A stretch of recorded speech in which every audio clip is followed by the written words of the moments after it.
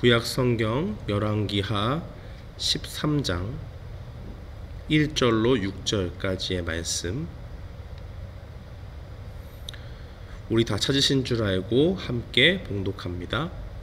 유다의 왕 아하시아의 아들 요아스의 제 13년에 예후의 아들 여호아하스가 사마리아에서 이스라엘 왕이 되어 17년간 다스리며 여호와 보시기에 악을 행하여 이스라엘에게 범죄하게 한 느밧의 아들 여로보암의 죄를 따라가고 거기서 떠나지 아니하였으므로 여호와께서 이스라엘에게 노하사 늘 아람 왕 하사엘의 손과 그의 아들 벤하닷의 손에 넘기셨더니 아람 왕이 이스라엘을 학대함으로 여호아하스가 여호와께 간구하매 여호와께서 들으셨으니 이는 그들이 학대받음을 보셨음이라.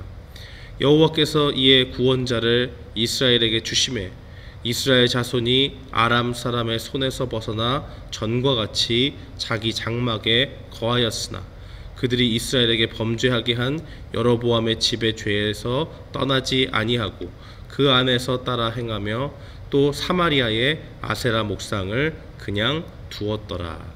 아멘. 오늘은 날마다 성경 열왕기하 13장을 살펴보는 시간입니다. 특별히 이 열왕기하 13장에는 두 왕에 대해서 나와 있는데, 한 명은 이 여호아하스라고 하는 이 북이스라엘의 왕이고, 그 다음에 요아스라는 왕을 또 다루고 있는데, 이 오늘 본문에서는 특별히 여호아하스와 관련된 내용들을 살펴보고자 합니다. 이 요아스가 남유다를 23년째 다스리고 있을 때에 북이스라엘에는 이제 예후의 아들인 여호아하스가 왕이 되어서 다스리게 됩니다. 그런데 북이스라엘의 대다수의 왕들이 그렇듯이 이 여호아하스도 하나님을 열심히 섬기는 대신에 우상 숭배에 빠져 있었다는 것을 우리는 확인할 수가 있습니다. 예후가 분명히 하나님을 통해서 기름 부음을 받고 그 아합의 집들을 진멸하는 가운데서 은혜를 입어서 이제 4대까지는 너희의 그 가족들이 너를 통해서, 예후의 집안을 통해서 이 이스라엘의 왕이 세워진다라는 것을 하나님이 약속하셨기 때문에 그 약속 그대로 이 예후의 아들인 여호아스가 왕이 되었는데, 그가 이 아버지 예후가 받았던 은혜를 망각하고 하나님을 떠나서 생활했다는 것을 볼 수가 있습니다. 이 하나님은 여호아스가 하나님 앞에 범죄하셔서 범죄를 해서 노하셨고, 그것에 대한 반응으로서 아람 왕 하사엘과 벤하닷의 군대를 통해서 그 이스라엘 백성들을 괴롭히게 되는 그러한 벌을 내리시죠. 계속되는 아람의 공격에 계속적으로 힘들어하던 이 여호아스는 마침내 하나님께 도움을 구합니다. 4절 말씀에 보니까 아람 왕이 이스라엘을 학대하니 여호아스가 하나님께 간구했다라고 그렇게 증거하고 있죠. 그리고 하나님께서 이 간구를 들으시고 5절에 구원자를 보내서 아람 사람의 학대가 멈추도록 그렇게 하셨습니다.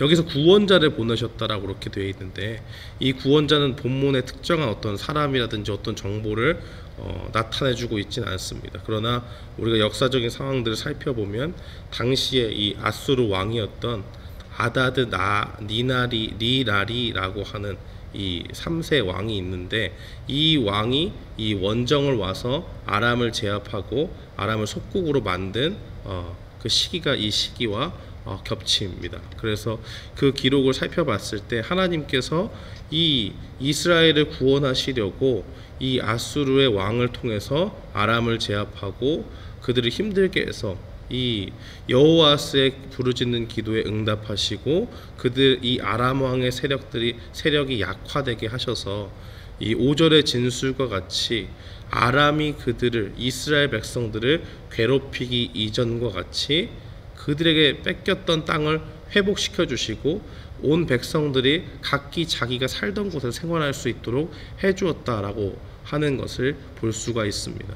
하나님께서 은혜를 베푸신 것이죠.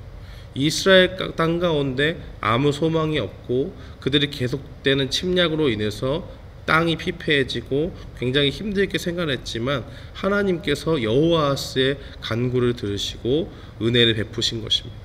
그런데 이 은혜를 입었음에도 불구하고 이스라엘은 죄악을 그치지 않았습니다. 6절 말씀에 보니까 그들이 여로보암의 집에 떠나지 않고 사마리아의 아세라 신상을 없애지 않고 그대로 두었다라고 그렇게 증거하는 것을 봅니다. 하나님께 뭔가 긴급한 일이 있어서 간구해서 당장의 위기를 넘기고 했지만은 그 가운데서 하나님의 은혜를 계속적으로 기억하고 그 은혜에 감사하는 마음으로 하나님만을 섬겨야 하는데 그렇지 못하고 여전히 우상 숭배의 죄를 그들 가운데 남겨놨다는 것입니다. 하나님은 간구하는 그들의 기도를 들으셨으나 여전히 죄 가운데 있는 이스라엘 백성들을 보고 다시 한번 아람 왕을 통해서 이 죄를 벌하십니다. 7절 말씀에 보면 아람 왕을 통해서 하나님이 어떻게 하셨느냐, 아람 왕이 여호아스의 백성을 멸절하여 타작마당의 티끌같이 되게 하고 마병 50명과 병거 10대와 보병 10,000명 외에는 여호아스에게 남겨두지 아니하였더라라고 그렇게 증거합니다. 무엇입니까? 죄로 인해서 국력이 쇠하여졌고 그 가운데서 이제는 이스라엘의 그 군대들이 다 사라지고 기껏 남은 거라고 해봐야 기병 50명, 전차 10대, 보병 10,000명밖에 남지 않았다는 것입니다. 터무니없는 군사력을 갖고 있었던 것이죠. 사랑하는 성도 여러분, 오늘 말씀을 통해서 우리는 무엇을 깨달을 수가 있을까요?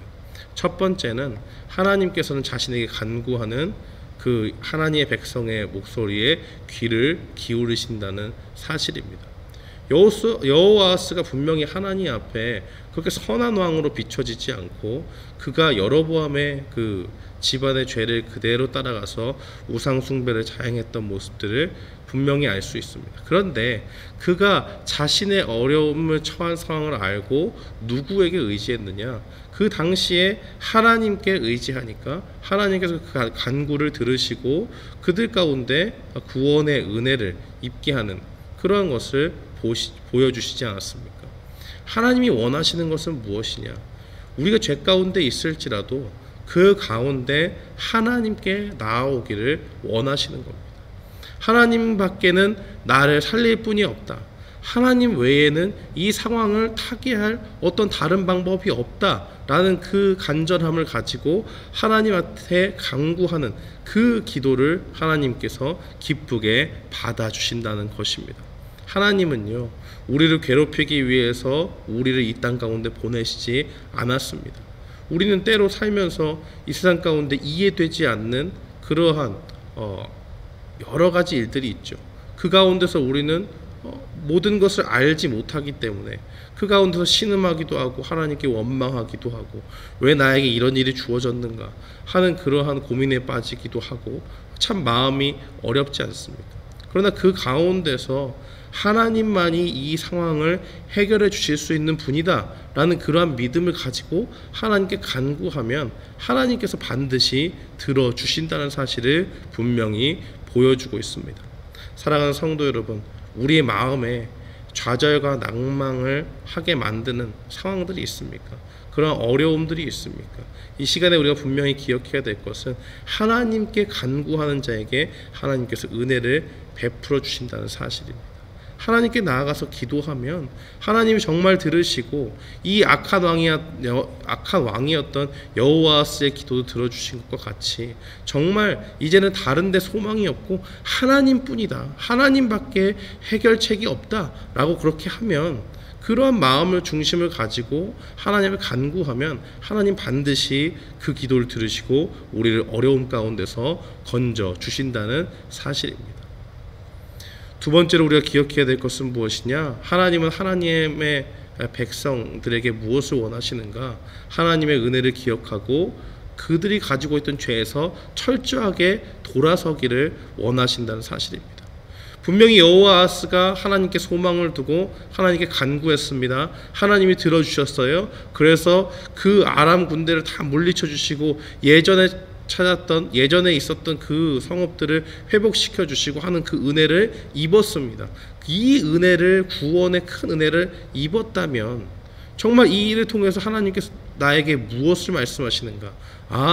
다른 신들을 구하고 나아가는 것이 중요한 것이 아니고 이 신들은 다 가짜고 정말 우리에게 참 신은 누구냐? 우리의 어려움을 들으시고 우리가 어려울 때 간구하는 기도를 들으시고 그것에 응답하여 주시는 분은 하나님밖에 없구나 라는 것을 깨닫게 하셔서 이제는 우상 숭배의 죄악들을 떨쳐버리고 온전히 하나님께만 모든 것을 맡기고 나아가는 것을 하나님이 원하시고 그것을 우리에게 깨닫게 하시는구나 하는 것을 깨달아야 하는데 이 여호와와 이스라엘 백성들이 그렇게 하지 못하니까 여전히 그들 가운데 있는 죄악의 씨앗들을 남겨두고 있으니까 하나님께서 다시 아람 군대를 일으켜서 그들의 군대를 거의 진멸시키는 그러한 일들을 보지 않습니까?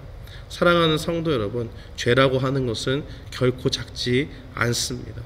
우리가 생각하는 것보다 훨씬 큰 치명상을 우리에게 주는 것이에요. 이스라엘 백성들이 은혜를 입어서 그 모든 성읍들을 회복했지만은 다시 이렇게 몰락으로 빠질 수밖에 없게 된 주된 이유가 무엇이냐? 바로 그들 가운데 있는 죄에서 돌아서지 않았기 때문에 그런 것입니다.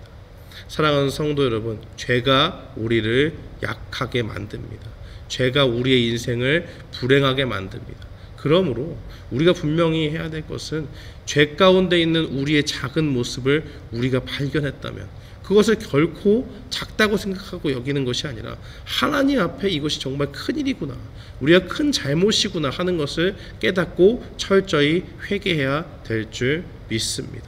사랑하는 성도 여러분, 오늘 말씀을 통해서 우리는 분명히 기억해야 됩니다. 하나님은 하나님께만 소망을 두고 하나님께 간구하는 자들의 기도를 들으십니다.